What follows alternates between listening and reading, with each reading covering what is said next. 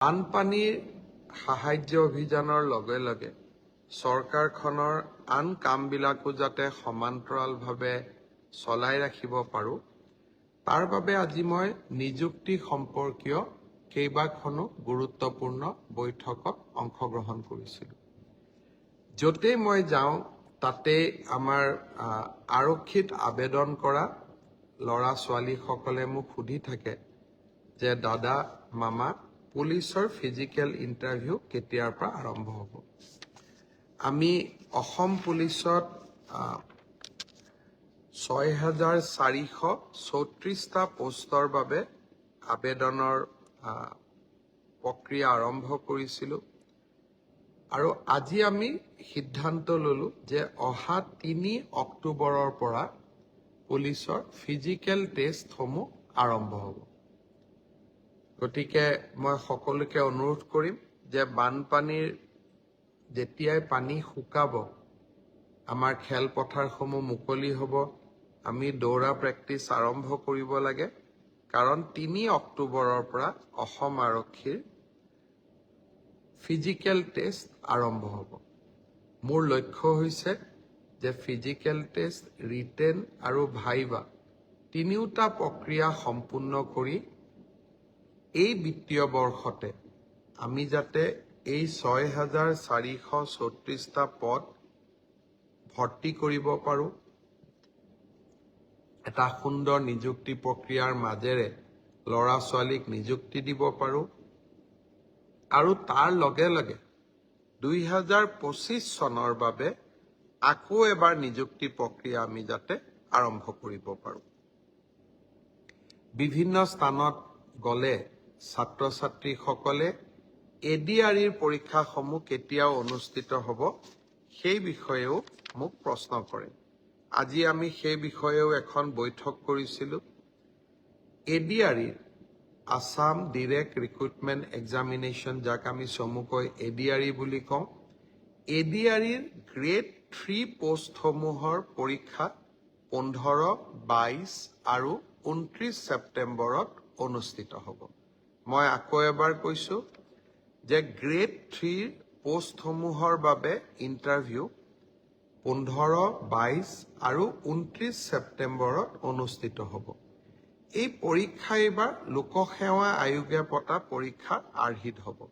প্ৰথমতে প্ৰিলিমিনাৰী পৰীক্ষা হ'ব, তাৰ পিছত মেইনছ হ'ব আৰু মেইনছৰ পিছত আমি ভাইভা প্ৰক্ৰিয়াৰ মাজেৰে আমি সমগ্ৰ ইণ্টাৰভিউ প্ৰক্ৰিয়াটো সমাপ্ত কৰিম।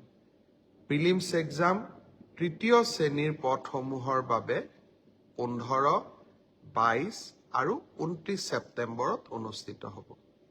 আজি আমি জুলাই মাহত আছোঁ। মই আশা কৰিম যে আমাৰ শিক্ষাৰ্থীসকলে, চাকৰি প্ৰাৰ্থীসকলে যাতে পঢ়া শুনা আৰম্ভ কৰে। ঠিক সেই ধৰণে 4ৰ্থ শ্ৰেণীৰ বাবেও আমি একেটাই ব্যৱস্থা হাতত ল'ম। প্ৰথমতে প্ৰিলিমছ, তাৰপিছত মেইনছ আৰু তাৰপিছত ভাইভা ভচি। গ্ৰেড 4 বা 4ৰ্থ শ্ৰেণীৰ পদৰো প্ৰিলিমছ 20 আৰু 27 অক্টোবৰত অনুষ্ঠিত হ'ব। আমাৰ গ্ৰেড 3ত প্ৰায় 7,500 পোষ্ট আছে আৰু গ্ৰেড 4ত প্ৰায় 4,500 বা আৰু অলপ 100-200 বেছি, ইমানখিনি আমাৰ পোষ্ট খালী হৈ আছে। এটা স্বচ্ছ নিযুক্তি প্ৰক্ৰিয়াৰ মাজেৰে আমি এই পদখিনি পূৰণ কৰিম। এলিমেণ্টাৰী এডুকেশ্যন, প্ৰাথমিক শিক্ষা বিভাগৰ শিক্ষকসকলৰ নিযুক্তিৰ প্ৰক্ৰিয়াও খুব সোনকালে আৰম্ভ হ'ব।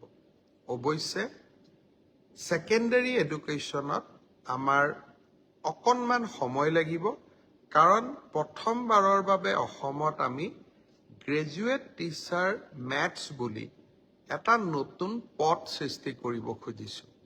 আমাৰ স্কুলবিলাকত, হাইস্কুলবিলাকত ইমান দিনে গ্ৰেজুৱেট টিচাৰ ছায়েন্স আছিলে।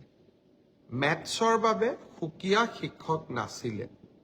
যোৱা কালি শিক্ষা বিভাগৰ লগত মই বহুত দেৰি বহিছিলোঁ আৰু আমি এটা সিদ্ধান্ত লৈছোঁ যে আমাৰ হাইস্কুলবিলাকত গ্ৰেজুৱেট টিচাৰ মেথছ বুলি এটা সুকীয়া পদ হ'ব লাগে, যাতে গণিতৰ ওপৰত আমি একোজন শিক্ষক নিযুক্তি দিব পাৰোঁ। গণিতৰ শিক্ষক নোহোৱা বাবে আমাৰ স্কুলসমূহত শিক্ষা ব্যৱস্থাত বহুত জটি পৰে। শিক্ষা বিভাগে কেইবা হাজাৰো, বিশেষকৈ প্ৰথম অৱস্থাত প্ৰায় 2000 গণিত শিক্ষকৰ পদ সৃষ্টি কৰিব লাগিব। সেয়েহে মাধ্যমিক শিক্ষকৰ নিযুক্তি প্ৰক্ৰিয়াটো এমাহ বা 2 মাহ পিছত আমি আৰম্ভ কৰিম। সেই হলেও মোৰ লক্ষ্য যে এই গোটেই পোষ্টখিনি গ্ৰেড 3ত 7600, গ্ৰেড 4ত 5000, পুলিচত 6434, এলিমেণ্টাৰী এডুকেশ্যনত 5550 গৰাকী শিক্ষক, ছেকেণ্ডাৰী এডুকেশ্যনতো প্ৰায় 8000 শিক্ষক, এই গোটেই অৰ্থাৎ প্ৰায় 35000 নিযুক্তি আমি মাৰ্চ মাহ বা এপ্ৰিল, বিশেষকৈ বহাগ বিহুৰ আগতে আমি শেষ কৰিব খুজিছোঁ। ছাত্ৰ ছাত্ৰীসকল, যুৱক যুৱতীসকল,